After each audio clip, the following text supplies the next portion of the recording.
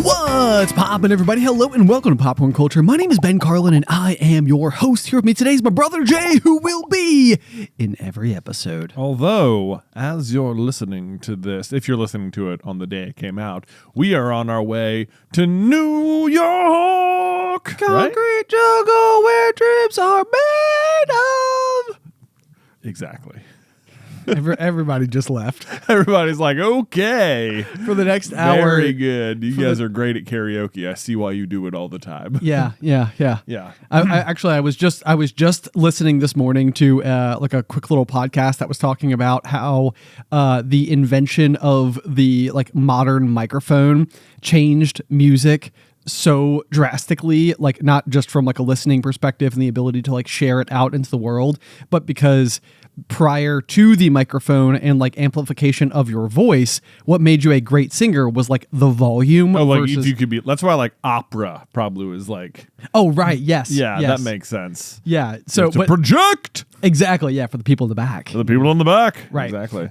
So there were certain people whose like careers were kind of like upended by the creation of the microphone because the skills that they had like honed for so long were no longer as applicable, and like the subtleties that you can then pick up on through a microphone, like technology, it changes everything. That is extremely interesting. It is. Yeah. I know. I was like, wow, how about that? Wow, the machines strike again. They do. They do. Just they changing. defeated yelling. They defeated yelling. The death of yelling. The death of yelling. Wouldn't it be crazy if like there just reached a point where no one ever yelled again? No one ever yelled again. What would that world look like? Like sporting events would certainly be more weird. Oh, sporting events would be like when you said yelling at first, I was just like, yeah, like in anger. That's what comes to mind when I think of yelling. But you're at like sporting events and like concerts and stuff like that. Right. Yeah, you just sort of watching. It'd be a lot more like tennis, but not even the parts where people cheer.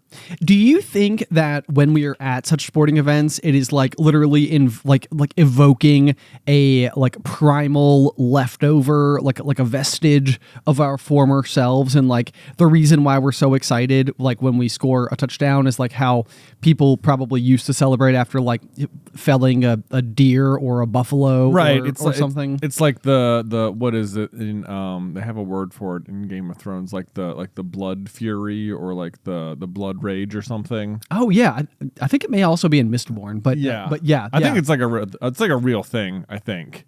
Okay. You're just sort of just like in this like kind of mode. It wouldn't surprise me because like, you're in this like big, it's like tribalism at its best is sports. Sure. Yes. Like yes. Your tribe is defeating the other tribe, and you're just like, yes, and it feels like very primal sometimes. Right. Yeah. Isn't that so crazy though? It's like because sports are such a fixation for like all society everywhere in the world. Like it's almost like we just needed a place because like we have evolved social, like from a societal standpoint past the need for such things. Oh, sports are the solution to tribalism for sure. I think like it's the proper place for it. It's the proper place for it. People are like, well, clearly it's like it's just part of us. There's nothing we can do about that. What we can do, like we can't remove it from ourselves. What we can do is find a healthy way to exhibit it so that we can feel it and then move on with our days. Right. And then social media came in and it's like, hey, but what if you felt that way about everything instead? And it divided everyone, and you know what I mean. It's less good. It's less good. It's less good in that capacity. We turned into it. This was a fun conversation. And I just made it heavy. What I'm thinking about right now is how back in the days of like the Colosseum, like I think that there was like chariot races and probably humans fighting humans in some capacity. Question mark. I don't know. But I also think that at times they were fighting like beasts, like lions and animals and stuff. Sure. If I know anything about how ancient gladiators worked. Yeah, which I to be clear, I don't. You don't? I don't even think I've ever actually seen the original Gladiator movie. Oh man, I mean, I remember seeing it. I remember thinking it was good, but I was one of those movies when I look back, I'm like, I was probably too young to watch that, but I did. Yeah. That's how I felt about Saving Private Ryan. Yeah, I remember watching that when I was like, I want to say it came out like 1998, and it's basically like the story of like storming Normandy, the beaches, like D-Day. D-Day. Yeah, and it is graphic. It is graphic, and it is brutal. It is, yeah. And I remember I had like nightmares for a long while after that. Well, about that tracks. Being not like about the draft. Like that is really what became like the central thing. Because I was like fairly certain. I was like, well, this is it. This is it. This is what you grow up for. Right.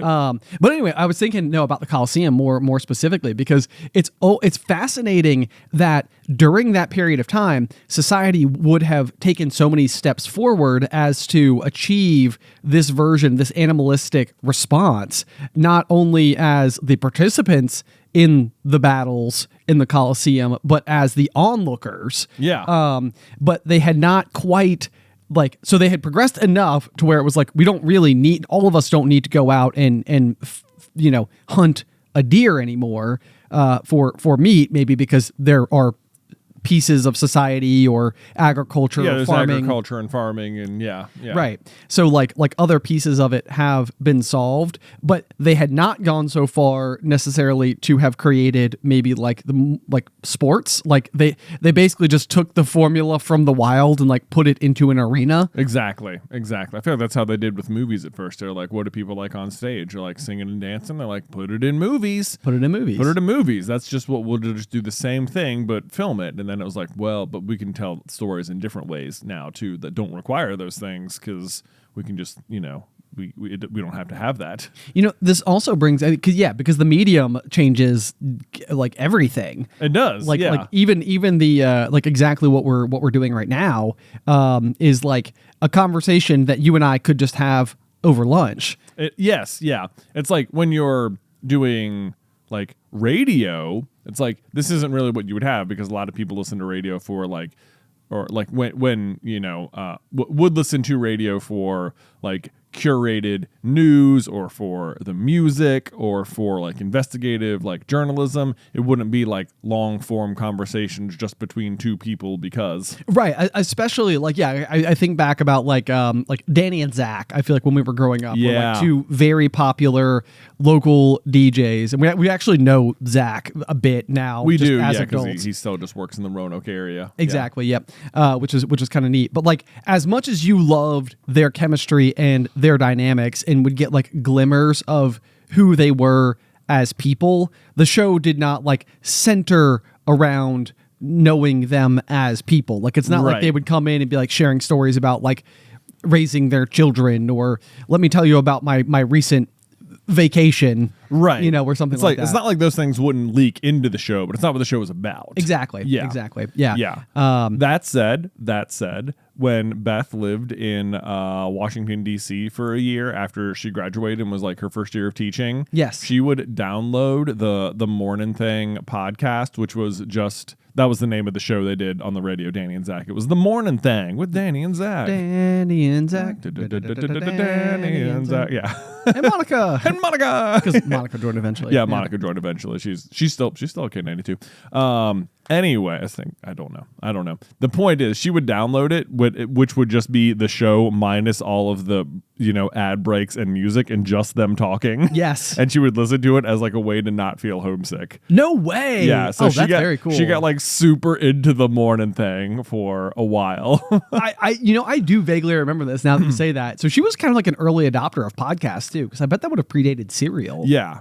But it's like I probably would have, I think. Yeah. I mean, would you not say that Serial, the like Adnan Syed story, is not like the thing that made podcasts like what they are today? Oh, it is absolutely the turning point in podcasts. Okay. Yes. Okay. That was like the one that broke through, got the public attention, got tons of people to listen to their first podcast, and then of course it ends and you're like, well, wait, could I listen to other things? Right. Yeah. That was Serial, hands down, is the turning point in podcasts. Wouldn't it be crazy if like this is, I mean, not that like, to go back to like opera, for example, like it is almost the case that people needed to give the platform of podcasting a proper shake to then be like, oh, I do like this arena and I want more, and different. Yeah. You know, like at some point in time, like cereal almost became like the vanilla flavored ice cream, like the jumping off point everybody started with before they went and found their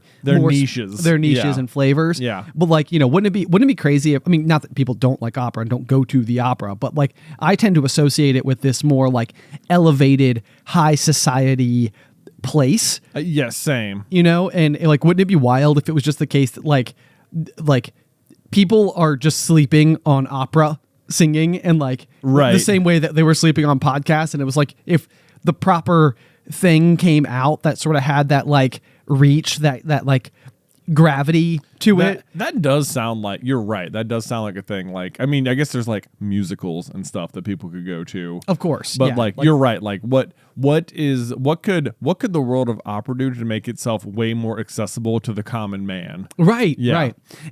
On an interesting level as well. I mean, and again, we could use something that I think is wildly popular. It's not to undersell that, but like, do you think like the Queen's Gambit when it came out changed chess? Oh, absolutely. I mean, it certainly reinvigorated Yeah. chess for sure.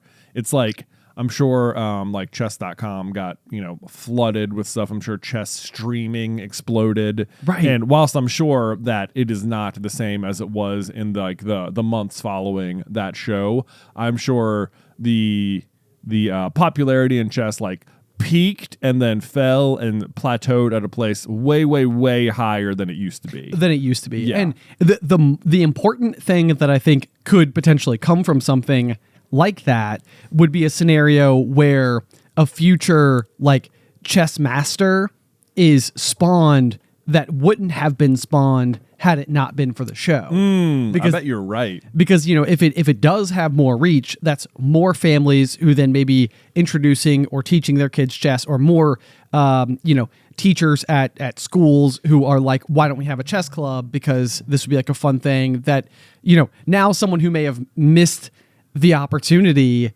they talk about this with like pro athletes a lot. Like, not only are you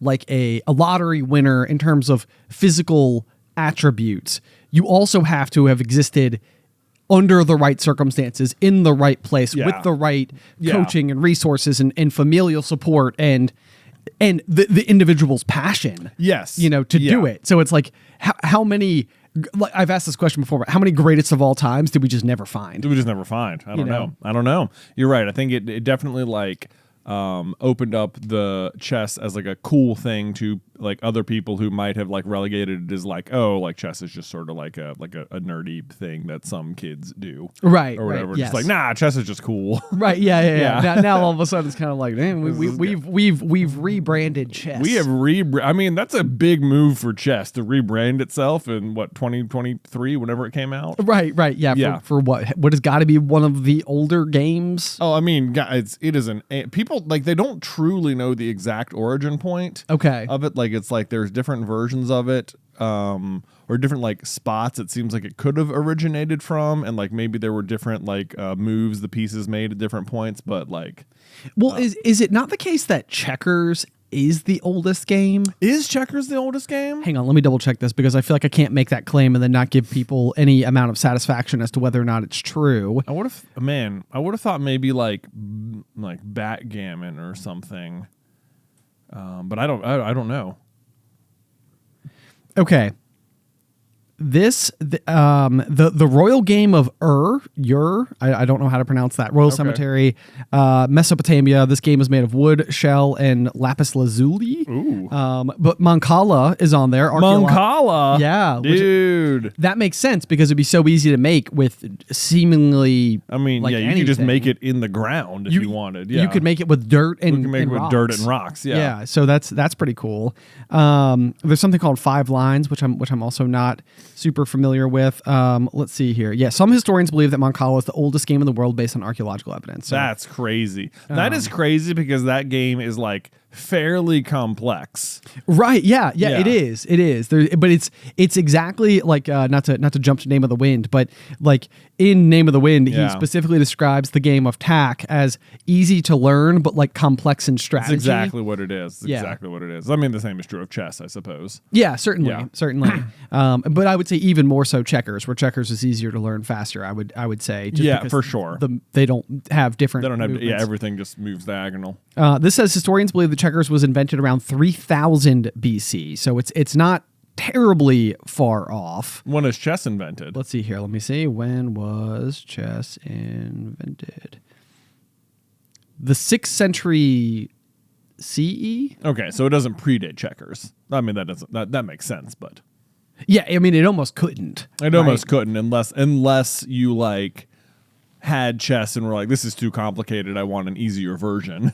That's true. Yeah. That's true. Yeah, that's a good point. Where it's like, why don't we less is more in this particular situation, right? But the other thing that could also be true there is that like independently of one another, like sailing ships were invented the world over, right? Like that was the kind of thing that it was a solution that was independently discovered by more than one society. Like it's not like a scholar traveled from Europe, let's just say, to India and was like, hey, this is how you make boats float in a direction. Right. You know, like it's interesting to me that there are certain things that can be found in like independently of one another. So right. That's the other thing. It's like sailboats are there to be discovered. Right. Right. But then if you were to take, yes, sailboats are there to be discovered. It's like, did we invent them or discover them? I know. It seems like anyone who invented a sailboat would say I invented that, but then it'd be like, yeah, but everyone kind of figured it out, right? It's like bow and arrows. It's like bow and arrow seems like it's there to be discovered or something. It does, yes. Right? Yeah, it absolutely does. Spears are there to be discovered. Right. Sharp sticks, right? But when you think about a game like chess and checkers and in the idea of them being invented separately, the fact that they're using like a grid pattern, like even if you were to fast forward to more modern day technology, like it's like bits on a computer, you know, like a 16-bit and 8-bit design, right? You know, and that's effectively what you have in like these pieces, right? You know, like little squares, just very analog instead. You know, it means something because we said it did. We said it exactly, Right. exactly. It means something because we said it did. Okay, so now let me, as long as we're on this particular topic, okay. we had an interesting conversation over with Super Carlin Brothers. We have these monthly calls that we do, Zoom calls with patrons, and it's just super fun. We've gotten to know all these amazing people from doing it. But we were having a conversation last night where the question arose, is nature art? Ah, yes. And right off the cuff, my knee-jerk reaction was sort of like, obviously, of course, like it must be. Right. Like, have you ever looked at a river? Have you ever looked at a sunset? Like, of course it's art. Right. But then I like, you know, of course, then I'm sitting there. I'm like, well, surely somebody's asked this question before. So, right. You know, go to Google, is nature art? And it was very fascinating because, of course, you know, Reddit pops up right away. And then there's somebody who has asked the question and there's a discussion that's going on as to whether or not it's the case. And the argument that the people were making was that no, nature isn't art, because what art is doing is like attempting to recreate an emotional experience of, like, art is innately man-made.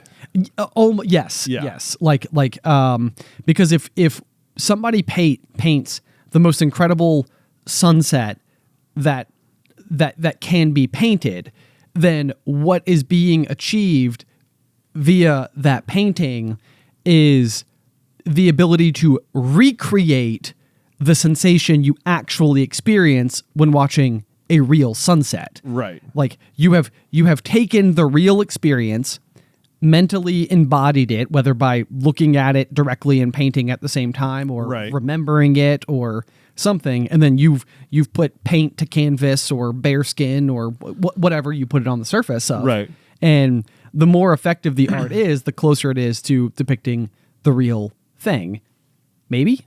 I mean, I guess. I'm no expert on art. I was like, I thought this was very fascinating. It is, I mean, it certainly is. But then it's also like, I mean, you could say like it's you know, I think the comment you read that was arguing that no, nature is not art is like was saying that nature just happens naturally, like no one's curating it specifically to make it that way, like art imitates life or whatever. So like it can't be art because no one's making it that way. Art is something you make based on other things, so it can inspire art, but it wasn't art itself. And I was like, it's like, I don't know if I necessarily agree with that, because like animals build stuff too, like, if you even just like, if you see like an anthill, like from, like if you could like x-ray it and see it, it's like, that's pretty cool. Like they might not be trying to make it look that way, but like would you say like not not the little top, obviously, like the underground structure or something, right? Like that's pretty cool. Or like beavers make dams, like they're trying to make it look cool? Probably not, but they're making stuff, or like birds' nests and stuff. Yeah, no, I mean, this is, again, I think there's a really fascinating piece of dialogue from Name of the Wind, specifically the second installment, Wise Man's Fear, where the main character has found himself amongst this colony of mercenaries, basically, who are like highly disciplined individuals, and he is just waiting outside by himself, and he is like staring at a wall. And what he's staring at with this wall is how meticulously the rocks have been fit together, to the point where he's like, it almost looks like it could have been one rock and the cracks were like carved from it. Right. And so somebody comes over and they basically ask him, like, why do you stare at our wall? And he's like, it's because it's beautiful. And she's like, what makes it beautiful? And it's like, what is the exact, I almost want to look it up now so I can get like this right. Something is beautiful if it like acts according to its nature or something. Right. Yeah. Yes. Something to that effect. Right. Yeah. Should I look it up? Maybe go for it. I'm going to look it up. Okay. Hold. Is it fascinating, our wall? She asked, gesturing gentle amusement, curiosity with one hand. What do you think of it? I think it is beautiful, I responded in an endemic, careful to make only brief eye contact. Her hand tilted in an unfamiliar gesture. Beautiful? I gave the barest of shrugs. There is beauty that belongs to simple things of function. Perhaps you are mistaking the word, she said, gentle apology. Beauty is a flower, or a woman, or a gem. Perhaps you mean to say utility. A wall is useful. Useful, but beautiful as well. Perhaps a thing gains beauty being used. Perhaps a thing is used according to its beauty, I countered. There you go. And perhaps yes, a thing is used according to its beauty. Yes. Maybe a thing is used according to its beauty. So it's like when you think about an anthill or a beaver's dam, it's like when they are creating those objects, like we as onlookers see like wonderment. We are blown away by these creatures' ability to like do architecture and engineering and function, and it's like unusual and strange and almost like alien in nature, because like it's so different from how we as humans construct things. Like, and if you've never seen before, it would be worth even just simply Googling somebody who's like poured like molten aluminum or metal into like an evacuated ant's nest, because what they will dig out of it is this like unbelievable, like almost like upside down pine cone shape. Right. And it's like the layers and earth that's been excavated. Yeah, by the ants. And, and it's like when you see this three-dimensional representation of what they've done down there, it's like, golly. It's pretty crazy. The other way you could look at this, though, is that it feels like it could call into question your like belief in a like higher power of some kind. This was in the Reddit exchange. Okay. That makes sense. It's like, well, if it has to be man-made, but it's like, well, but then if you believe that like the universe and the galaxy and the earth and the sun and the stars and all that were created by like God, then it's like then someone did make all those things. Yes. Then it is a very it's a very godlike anthill. Yeah, that exactly. Then literally everything is art. All of it. All of Yeah, it is yeah. art. Even the way it fits together is art. The fact that you exist is art, Yes. So then it gets very high very quickly. It does. Yeah. Yes. Anyway, I thought that this was it was like the closest thing I feel like I found to the original question I've asked. Like, I mean, must be hundreds of episodes ago, specifically about music and whether or not we either invented music or discovered music. Yeah, it's very similar to that. Well, to that end, no, I think most people would say music is art, and I like the argument is that like music isn't invented; it is like just out like birds sing, Yes. Birds do sing, and then like even like the wind can't like in the way in which it travels through, rocky canyons or like leaves in a tree or a forest or whatever. Like it can create notes. But then the question to me would almost be like, is that music or is that a note? Like, if I were to pick up a recorder and like hold 3 of the holes shut and then blow through it, I would be creating a note. I wouldn't be creating music. Music would be like the composition, I suppose. But to your point, and I mean, that's just a counter argument, but to your point, like birds do sing songs. Right. And I don't know. That's something again where it's like it would almost require like a somebody in musical theory meeting. What is the person who studies birds? An ornithologist. An ornithologist. Yeah. Yes, like those two coming together to determine whether or not what birds do is in fact create songs, or where if did the birds learn the songs, Ben? Did they just hear the wind in the trees? That's a good question. That's a good question.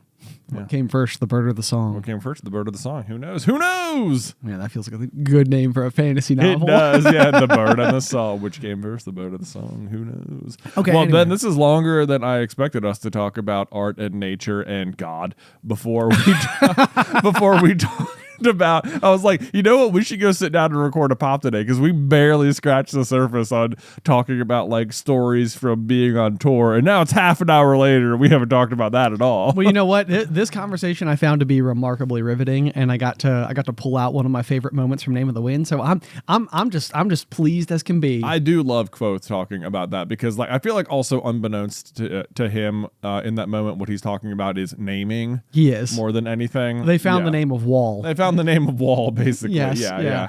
If he wanted to, he could have torn that wall like paper. Ooh. Like Wow. Tamerlane the Great. Yeah. Okay. We have to be careful. Dude, nothing was driving Isybelle more crazy on tour than during the meet and greets when anyone would ask us about Name of the Wind and would be like, let's talk forever. I mean, it was literally like me and Jay would like pull like folding chairs out from our back pockets and be like, why don't we sit down and discuss? Why don't we sit down? You got things to say? Let's hear. And yeah, so I mean, of course, Isybelle needs to make sure that we are abiding by our time commitments. Yeah. However, when she comes over and she's like, "Okay, let's take a picture," and we're sort of like, "Isybelle, we're talking Name of the Wind Talking here." about Name of the Wind. It's like I mean, we this is important. You heard us, right? Okay. Right. Okay. Yes. She did though today just show us that she had purchased a hard copy of Name of the Wind. Hold on. So soon. Oh, it didn't work. Oh, you pushed a button and it didn't do a thing. Oh man. Oh wait. Oh, wrong one. Okay. Say it again for me. Okay. Well, Isybelle purchased a hard copy of Name of the Wind. Yeah. She'll get it soon. She'll get it soon. I know. This is good stuff. Okay, so you want to talk about tour, though. I mean, if you want to talk about tour. I mean, I would love to talk about tour. Great. It's one of my favorite things to do. Cool. Other than Name of the Wind. The Name of the Wind, I know. We can talk about that. I feel like one thing I took away from tour is that people want the Name of the Wind podcast. It does seem like that it's starting to mount. I wonder, though, if we didn't talk about Harry Potter as much as we do, if we would feel, well, I mean, and I'm certain that the answer to this question is yes. Yeah. But like, I think we scratched the itch so thoroughly because I do find it to be absolutely hilarious that there we are at an event specifically designed to discuss a book series with other people who love this book series and are being sidetracked by people asking us about a completely different book series. I know.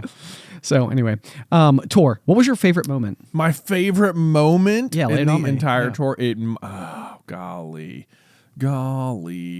It might have been in, I don't know, it might have been in Nashville. It was like the very last night when when everyone gave us like a big standing ovation. That was really nice. Cool. That was really fun. Yeah. Thank you, Nashville. I never feel like my imposter syndrome is never worse than in those moments. Where I'm like, I don't even know what to do. What do we do? I mean, yeah.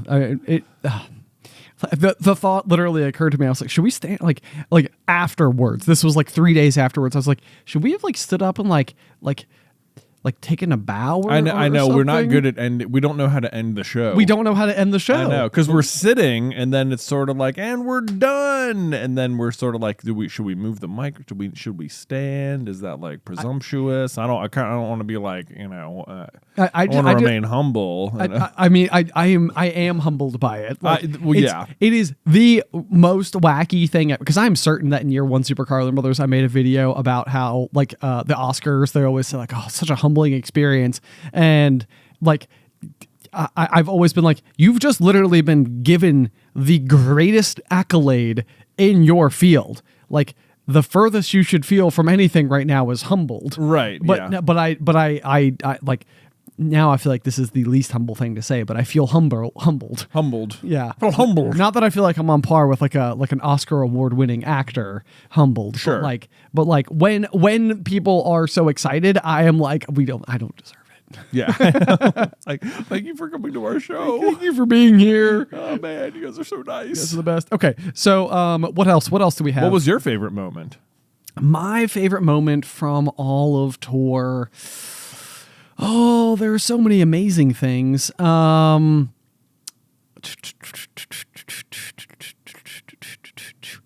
Okay, so when we were in Jacksonville, there was a couple of fun things that happened. Yeah. One of them is that when we arrived, the deal that we had made with the greater world was that if we had a full house at Jacksonville, then we would do the Goblet of Fire wing eating like competition yeah. vis-a-vis our like Jay versus Ben. So a wing must be et for every question marked incorrect. Yes. And the lovely people of Jacksonville, and probably what I should say is just more of the surrounding area, because I'm fairly certain that there were only actually like 4 Jacksonville natives at the Jacksonville show.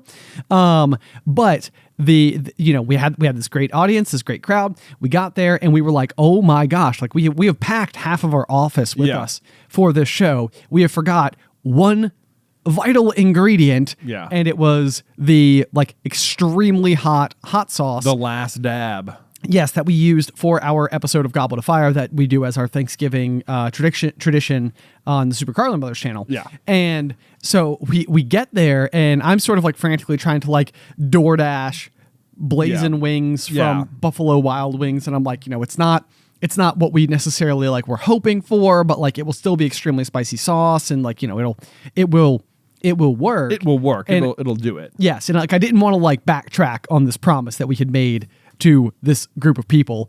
And so when we got there, we were kind of explaining it to the people, because we actually noticed that there was like a wing place, maybe like sharing a wall like next door with the venue. Yeah. And then the chef at the venue comes over and he's like, I have some habaneros. I will just make you wing sauce. Yeah. He's like, how hot do you want? And we were like, how hot can you get? And then he laughed at us and we were like, oh no. Oh no. Oh no. So this I would say was way up there for me, because this guy literally goes into the back. And like, again, it's like, I know when I'm eating wing sauce that it is ingredients, but I tend to assume that it's just gathered from like, like the molten pits of Mordor or something. Yes. Yeah. Like everybody just goes there with some bottles and you fill them up. And it's like boom, bam. That's what hot sauce is. It's hard to think of yourself making your own hot sauce. Right. Yes. Yeah. And this was something he was just like, he was excited. Oh, he was like, you want me to make you hot sauce? I'm on it. Yes. Yeah. And I think the whole staff was very jazzed. Like all the people working the event, I think were really excited about the prospect of this hot sauce. And so we got up there, we went through the entire routine. I think I missed, I want to say 7 questions, and I think you missed like 4. Yeah. So does that sound right? Like something like that. We needed I think we needed like 12 people on stage. Yes. Well, and that was the other thing as well, is that like as much as we are willing to, put ourselves through the extremely hot sauce on the channel, we usually have the ability to then recover in our homes. Yeah. And not have to do another performance the next day. Yeah. And because there is, really eating the wings, I mean, as painful as it is to consume and as much as you sweat and all the, mouth feel going on, there's also like the aftermath. The real battle isn't what happens in your mouth. I'll just say that. Yeah. Not to TMI all over you guys. Yeah. But it's but what we did was for each question that we missed, we invited somebody to come up on stage. And honestly, this was like one of like the really cool communal moments for me, because like when we brought up the hot sauce, I feel like the room exploded. Like everybody knew that this was like part of the deal, and it wasn't clear. Like we hadn't like ever like followed back up ever since Thanksgiving, really, that this was something that we were going to be doing. Right. People seemed super excited, and then we're talking about this wing sauce. And the guy who gave it to us, like, I mean, he was like walking around the venue like hiccuping. Alex, because he was like, this is hot. And we were like, does anybody want to come up? And I mean, like every arm went up in the air. I know. I'm always so impressed by. I'm like nervous, like when we ask people to do this, that they're going to be like, no, why would we want to come eat crazy hot sauce? Yes. Yeah. But people were so willing. They were. Yes, we had this like amazing moment on stage with 12 listeners, people from the audience, and we all cheersed our wings and we all ate them together, and it was just I don't know, I thought the whole thing was just amazing and worked out really well. It was super fun. It was super cool. The sauce was indeed quite hot, but it's still very tasty. It was, yes, and that was the thing I kept coming back to. Is I was like, I was talking to the guy working there. I was like, you guys should just put this on the menu as your like face blistering hot sauce. Yeah. I mean, they should have named it after us, obviously. That's what I think. Yeah. The Super Carlin sauce. Throw it down. It's like if you want us to come back. You want us to come back. Yeah. Come on, just put it on the menu, guys. We will. They were great. Yeah, they were super nice. That's always the line with hot sauce is like, can you like the hotter it gets, the less likely it is to taste good. Yes, yeah. And if I got my sauce right from Hot Ones, which is of course like the wing eating interview show with celebrities and Sean. He's the host. Yeah. Which is just a really great show. Sean Evans. The thing I have heard people say is that the bomb sauce does not taste good. Like it's like an actively bad sauce. There's definitely a line where it's just like no one would use this hot sauce for like cooking food. It's like it has just become like prank sauce. It's like the experience. Yeah. You're just going for the heat now. No, we've lost all concern for flavor. But to that, and I think when I was growing up, I thought to me, like, that's the point of hot sauce, is to be as hot as possible. The point of ever eating hot sauce is so that you can build yourself up to eat even hotter sauce. Right, like you're constantly on like a stair step, and you're just winding your way towards the surface of the sun. Towards the surface of the sun. But it's like, now I feel like as a like more mature person now, it's like, no, it's like the heat and spiciness is just like a desirable trait in my food, but like I still want it to taste good. And so now trying to find like the right hot sauces that like elevate the spiciness level but also elevate the flavor of the food is like the goal. Yeah. I will say that if you ever happen to be in Roanoke, there is a sports bar that we have here that I wouldn't necessarily say is like in the same column as a lot of our other Roanoke recommendations. It's not the cleanest place. It's called All Sports. And there's a few of them. I think there's one in Salem and one in Roanoke, but they have a sauce that I used to not be on the menu. And you had to like know, you just had to know to ask for it. Maybe it's on the menu now. It's called the Who Dat sauce. Who Dat. So if you're okay with garlic, is the only, there's a lot of garlic in there. But yeah. Anyway, that would be my like my Roanoke tip for the day. That's your local Roanoke. Yeah. Wing sauce. I don't know if this counts as like super like high-end wings or anything, but if you live in Roanoke long enough, there's no way you haven't spent many a night at the McAdoo's. Yeah. Or if you went to college anywhere within about 4 hours of Roanoke, there's probably a McAdoo's in your college town. Yes. But I think is it did it start in Roanoke? I don't even know. I don't even know if it did start in Roanoke, but I remember when we went to cross country camp in Boone, North Carolina at Appalachian State University. We like went out to the town, Yeah. and they had one. They that had was a like, McAdoo. what? Like, what? Here? No way. Yeah. But let me tell you, despite it, look, if you're looking for good service, don't go to McAdoo's. I can just say that. I think it has been. I've tried enough times in my adult life to get good service there, and it's not. But if you want that, their wings are good. Yeah. I'll give them that. And I like the whatever the peanut sauce is, the spicy Thai or whatever. There you go. It's very good. I enjoy it if you can handle waiting. You can do for a while. Yeah. Yes. Yeah. Yeah. Well, I think that it's like it is notoriously a place that like college students go and work. Yeah. Because I don't think I've ever. I mean, I've probably eaten at McAdoo's. I would wager 100 times. I mean, I think when I was a kid, I would have thought of it as like, oh, it's like a family restaurant because the one we always went to is not near a college. Oh, but, yeah, true. But like true. as I've gotten older, I'm like the rest of them are all right next to a college, and it's like a college restaurant. It's for people who are wanting to come in and drink beer and eat wings and do it cheaply. Yeah, Yes. cheap beer, fried food, and sandwiches. Yes. So many sandwiches. But in college, they would have half price Hindies on Mondays, which the happened to Hindenburg. also be 39-cent wing night. And Amazing. boy, oh boy, and half price pitcher night. So you could go into McAdoo's on a Monday night and clean up. And the Hindenburg is like, it's named after like the giant blimp. It is a giant sandwich.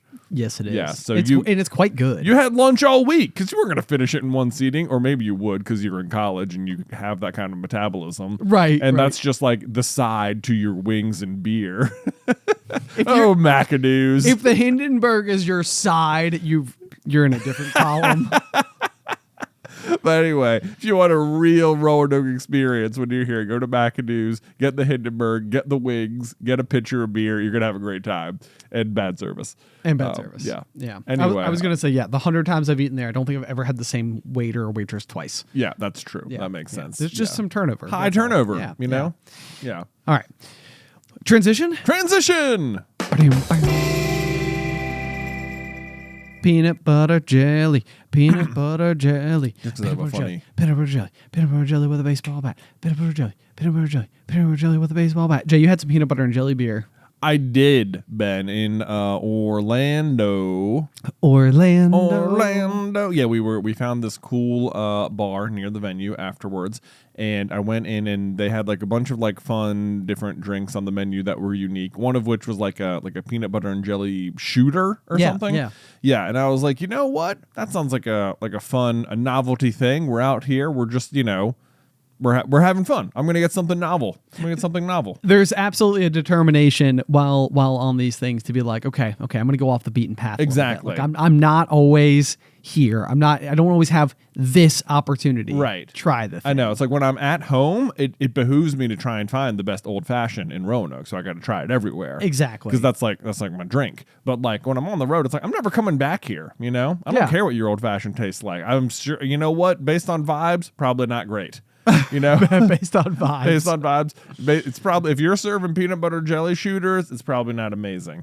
But so I was like, okay, that sounds fun. I'm getting the PBJ shooter. But then I go to order it, and they're like, we're actually out of the alcohol that like makes that one, so we can't do that one. And I was like, oh man, here I am trying to go off the beaten path, and the path is like a magnet. It's like, come back to us, Jonathan. Come back to the path. come back to the Come path. back to the path. You're not allowed. You tried. You didn't get very far. Right. But fortunately, I'm looking at the menu, and like I'm scanning down it, and I can't believe it. There is peanut butter and jelly beer on the menu, and I'm like, well, I definitely wouldn't normally get that because I'm not normally huge on super novelty beers or anything. Yes, Yeah. I agree. I mean, I've tried them. I've tried what's the Jesus peanut butter beer. Oh, it was Sweet Baby Jesus. Sweet That's what Baby it's called. Jesus. Sweet Baby Jesus. Tastes like a Reese's cup, and it's like that's a fun beer to try once. Or do you remember there's a wine festival in Roanoke? I don't even know if it still is going on. There's like a chili cheese dog. Yes, wine, there is. And it tastes like a chili cheese dog. It does. They give you cheese whiz like you're doing like a tequila shot on your hand, and you're Yes. supposed to lick the cheese whiz and then drink the wine. And it's like that's super fun to do, but it's like not like what you're gonna bust out, while you're watching TV and winding down. Can you imagine sitting down at like on the couch after a long day and pouring yourself like a glass. You want some chili cheese wine? It's real. It is real. They also, that same company, all they really make is like novelty wines. They had like a spicy wine. They did have a spicy wine, like a jalapeno one. A jalapeno one. That one was that's fun too. Oh, those are very fun wines to do. So that's what we're going for here. And I was like, okay, peanut butter jelly beer, and it was listed as a sour, to which I was like, that's okay. Yeah, I don't have high hopes for it. You're giving me the shoulder shivers. If I wasn't trying to order a peanut butter jelly shooter, I wouldn't order it. But you know what? I'm just gonna go for it. Give me the PB&J beer. And the guy pours it, and I go back to the table, and I take a sip of it, and it floors me, Ben. It could not have tasted more exactly like a peanut butter and jelly sandwich than it did. I could taste the bread, you know? Yes, that was exactly what I was going to say. So Jay tries it, and he's just like, I mean, guffawed. Yes. Yeah, I mean, and so then we all have to take a sip, and I mean, the bread is exactly it, because it's like you can almost imagine how you could like incorporate like the grape jelly flavor, or like maybe get some of the smoothness and the nutty flavors in there, whatever. Yeah. But the fact that it like finishes with like this white bread, but like the brown crust of white bread flavor. Yeah. Like so distinctly, so exactly right. And people out there are like, wow, Ben, you're talking about beer, which is made from the same things as bread. I know. It's like you're surprised about the bread flavor, because that's what, I mean, beer is just bread soda. Yes, exactly. Yeah, oh, God, bread soda. Dude, if we open a brewery and we call it bread soda, I'm already on board. Oh, right? Yeah, dibs. Called dibs. Wow, okay, got it. Man, somebody was like, Someone what was did like you just say? Bread soda? breadsoda.com. Yeah. Oh, yeah. I should go buy that URL. Yeah, right. Go. Run! If we remember. Okay. Anyway, I've lost my train of thinking. Everyone like takes a sip, but you just watch around the table people being like, "Oh my God, how did they do this?" Yes. Yeah. Is it a Knoxville brewery? Yeah. So then we have to look it up, and it was from Zool Brewing, XUL, in Knoxville, Tennessee. So if you're in that area, go check it out, because I'm positive I'm not going to be able to find it again. I know in the area. We're gonna have to go to Zool. I know we're gonna have to go to Zool in Knoxville, or I don't know. I feel like, do you think if I go to Barrel Chest here in Roanoke and be like, can you order this for me? They could make it happen. I do think that would happen. That's what I'm going to have to do. Yeah. That's what I'm going to have to do. Because it was like, I went from being like, this is such a joke, to like, I need to have this in my life. Yeah. I need to have this in my life.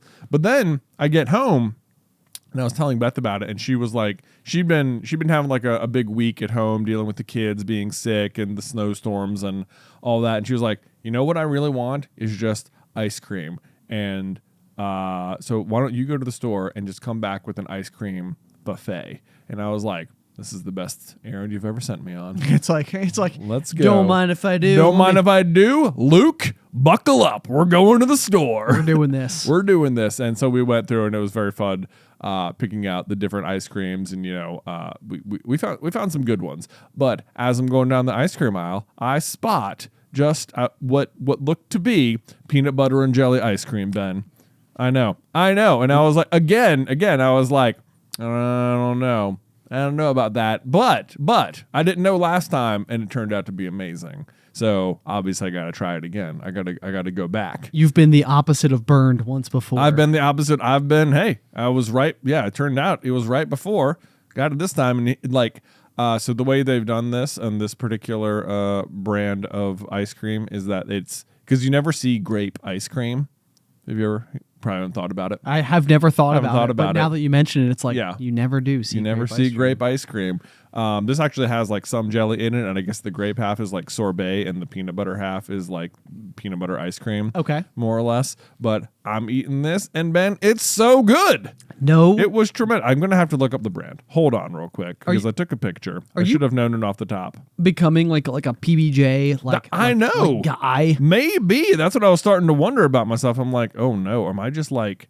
Am I not? Oh no, but like, do I like peanut butter and jelly more than I thought? Maybe Jay. Maybe we're getting your name wrong. Maybe it's not just Jay. Maybe it's PB. Maybe it's PB. Maybe you have your BP, right? Yeah, I know, but you're Jay. Yeah. So we need to just be like, hey, that's like this is my brother, PBJ. And people are gonna be like, now do you go by peanut butter jelly or just Jay? Or just Jay. Yeah. Yeah. Yeah. Hard to say. Jay's fine, but you can call me PBJ too. You can call me PB and J if you want, peanut butter and. Here we go. All right. The brand is Dr. Bombay Peanut Butter Jelly Time is what it was called. And I was very impressed by it. And so we were looking up this brand as well, like because we'd never heard of it, Dr. Bombay ice cream. And it also had this weird like cheetah print around the lid. Can I see a picture? Yeah, there it is right there. Wow. It's almost gaudy. It's almost gaudy, yes. Almost, yeah. But so we're looking it up, Dr. Bombay, peanut butter jelly time. Like, what else do they make? Like, is this their shtick? They make, like, novelty ice creams? Because, like, if this tastes as good as it does, we'll see what else they got. See what their s'mores taste like. See what there's, exactly, right? That does feel like the other one they would make, yes, it does, right? Yeah, they'd have to make s'mores. So we look it up. Ben, can you guess who is responsible for the Dr. Bombay peanut butter jelly time ice cream? How on earth could I be Mr. Beast? It is not Mr. Beast, Ben. It's Snoop Dogg. No, it's Snoop's ice cream. Beth looks up. She's like, "Oh my God, it's Snoop Dogg's ice cream." I was like, "There's no way. What? That is absolutely remarkable and also kind of hilarious because probably the wine that Alice and I drink most often is the 19 Crimes Snoop Dogg wine. Snoop, man, he's out there. He's doing it. He gets us. You think he wants to come on the show? Dude, you think we can get Snoop? We're going to have Sabrina Carpenter and then Snoop. It's going to be great. And we're just going to eat like food with them. This is our new segment is just like attempting to throw like paper airplanes at giants, basically. Exactly. Just being like, look, I know you have more important things to do, but maybe you want to join us on our small time popcorn podcast here. And eat ice cream with us. So we were talking about this before, like out in the common area with the team, because we were discussing like dating apps and all the various like ins and outs, and also because my wife Alice, who is currently down in Disney, she sent me a picture of Andy's door from Toy Story. Yeah. And it is this like gigantic oversized door, like maybe how like Woody or Buzz may see it by comparison in height and stuff. And that door is so vitally important. Like it is basically the reason that we are married. Wow. And it's because way back when we were making a whole slew of Toy Story videos on the Super Carlin Brothers channel and stuff, and she posted a picture at Disney on a trip that she was going like with her friends and family and stuff, holding like reaching up and pulling the doorknob, and I commented on that post and was like, wow, this is so cool. Wow. Way to slide into her comments, Ben. That's exactly it. That's exactly what I was just about to say, because I was like, I am not a slide into DMs or type of person. I had never but that was me being like remarkably forward, right? It was kind of like wow. It was like, ooh, this is, man. If anybody sees it, I mean, if anybody sees it on Facebook, I know. I mean, on Instagram. On Instagram. Yeah. You can go back and see it. The comment is still there. It's still there. Yeah. Everyone listening should go find it on Alice's profile and just like leave a comment on it, and she'll just get a bunch of weird comments and be like, "What is this about? What did you do? What did you do?" She's gonna message me and say, "What did you do? What did you do? I didn't do anything. What do you mean?" Yeah. But anyway, yeah. So that goes back to like my lack of DMage, but also. I'm not on social media at all, but nothing has made me want to return more than the prospect of just like taking total shots in the dark, being like, hi, important celebrity person, want to come on our show? If you want to return to social media for the sole reason of trying to get different celebrities to be on Popcorn Culture, I'm okay with it. Okay. I think that would be a worthy cause. Oh yeah, that's like the start with Sabrina Carpenter and Snoop Dogg. Okay. Yeah. That's our top two. Those are the two. That's the get list that we are looking for at the moment is a world where, and we'll come to you. We'll come to you. Like, I mean, if you guys are down, we'll find a way. We'd be willing to film the show somewhere else and accommodate your busy schedule. Exactly. Yeah. Yeah. We do it. I mean, man, What if this is the pivot? This is it. This is it. It's like back in the day. Do you remember when we were like we had a conversation? Me and you were like, do we just go all fandoms? Do we just talk about fandoms on Super Carlin Brothers? Yeah. What if this is the moment where it's like, Jay, do we interview celebrities who we've tried really hard to get attention? Yeah. Do we just do celebrity interviews? Yeah. I mean, nobody's ever thought of that before. No. Yeah. Not even. not us talking about hot ones 10 minutes ago. Not us. Yeah. I don't know what you mean. Yeah.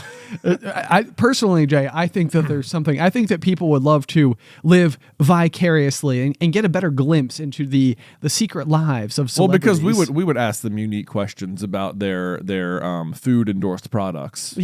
Probably. Exactly. Yeah. I mean, Sabrina Carpenter, we're going to talk to her about Dunkin' Donuts. Donuts. And Snoop is his ice cream. About his ice cream and his wine. Yeah. And whatever else maybe he's cooking up out there. At this point, who knows? Maybe we could get both of them together. Wow. Same show. We'll have a buffet.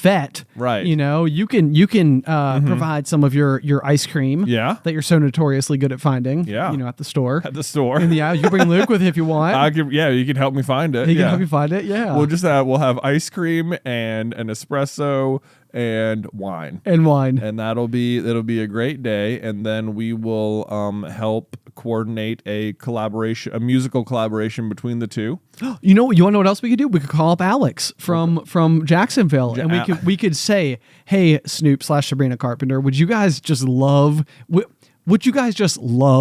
to collab with us and Alex from Jacksonville to eat some hot wings? Not just to eat some hot wings, but to make our own bottled sauce." Wow. Yeah, we take that recipe, we put it on the shelves. What do you think the odds are that Snoop Dogg already has a hot sauce? I think it's I would be willing to wager like 81% likelihood. You think? Okay, I'm going to look this up. Hold on. I don't need to. Yeah, let's see. Snoop Dogg hot sauce. Well, nothing came up. Well, hard to say. The top result says the hot sauce brand Snoop Dogg swears by, which would make it seem like it's not his own brand. But then, like the first image result is like a picture of this, which is a picture of him on a bottle of hot sauce. It says Nando's Snoop Dogg, drop it like it's extra hot. Peri peri sauce. Drop it like it's extra hot. Drop it like it's extra hot. That's amazing. So I don't know if that's his brand or if someone just put that. This is the thing. This looks like such a hot sauce label. It does. Which often look a little homemade. If I'm being Franklin with you. Right. I mean, most hot sauce is made in garages, probably. Yeah. Okay, so I actually have no idea. I don't know whether the answer is yes or no based on that. Guess it's up for debate. Please let us know in the comments if you know of Snoop's hot sauce, or if you're just Snoop himself. Yeah, and you happen to be listening, and you're like, hey guys, yeah, I shouldn't do that. Very good, solid impression. That's all you guys are getting. That's all you get. Yeah, if we interview him, I'll do more, and I'm sure he'll hate it. Oh, that would be the reason to get him on the show. Yeah. Here's my brother Ben, who will be doing impressions of you. This will go well. This is going to go well. You want to start a hot sauce company? Yeah. True or false? True or false? Yeah. We know a guy. We can make it happen. Yeah. You know? Yeah. Okay. It'll be bottled in Jacksonville. It will be. Yeah. Yeah. And each label like kind of goes on like a little bit crooked. Do you think like right? Do you think like he would want to have like a brand of coffee in our lineup on Carlin Brothers Mercantile? Oh, right. I like it already because we could, how like we have our Nimbus blend, which not for nothing is my favorite coffee that we have. And all of the proceeds that come from selling that coffee go to local trail building efforts here in Roanoke, Virginia for mountain bikes specifically. But it would be fun because our mom also works at the local SPCA and we're, big dog people. So if we work it with Snoop Dogg to create our own coffee bean variety together, then all the sales from that can go to the RVSPCA. There you go. Heck yeah. Wow. I'm just spitballing here, Snoop. I'm just trying to come up with ideas and really good ones at that. Really good ones. Exactly. Yeah. Exactly. This is what the whole show will be is you apologizing for me for pitching so much crap at them. Sorry about him. we can't get him to stop, Yeah, unfortunately. unfortunately. So That's now what it's become the happens. format of the show, and Yeah. he just keeps going every new episode, All because Jay drank that peanut butter and jelly beer one time all because of that. in Orlando. You know what? But then that particular location would become like a people would visit it. They would visit it. They would want to go and sit at the same picnic table with the bistro lights overhead and sandy floor that we sat at, and they'd be like, "This is the moment." Yeah, if you want good Nashville beer, go to Orlando. Not Nashville. Knoxville. Wow. I bet they hate that. If you want good Knoxville, Tennessee beer, you head down to Orlando, Florida. That's right. And order it at that one bar that probably still has it. Yeah, exactly. Yeah. And we've covered up our bases. Yeah, I think we're good. That is how tour went, guys. That's how tour went. We had really good novelty beer. Yeah. And hot wings. Hot wings. And probably more stories that will arise over time. Over time. Yeah. I think that's what's going to happen. Yeah. As always, if you would like to support the show, you can do so at patreon.com/popcornculture. Or if you have any feedback for the show, you can send it over to popcornculturepod@gmail.com. Otherwise, until next time, Pop, pop.